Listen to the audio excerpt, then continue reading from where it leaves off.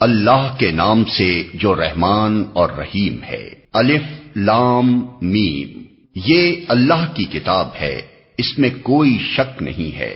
ہدایت ہے ان پرہیزگاروں کے لیے جو غیب پر ایمان لاتے ہیں، نماز قائم کرتے ہیں، جو رزق ہم نے ان کو دیا ہے اس میں سے خرچ کرتے ہیں، جو کتاب تم پر نازل کی گئی ہے یعنی قرآن، اور جو کتابیں تم سے پہلے نازل کی گئی تھیں ان سب پر ایمان لاتے ہیں اور آخرت پر یقین رکھتے ہیں۔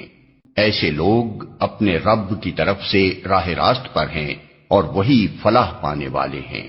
جن لوگوں نے ان باتوں کو تسلیم کرنے سے انکار کر دیا ان کے لیے یکساں ہے، خواہ تم انہیں خبردار کرو یا نہ کرو، بہرحال وہ ماننے والے نہیں ہیں۔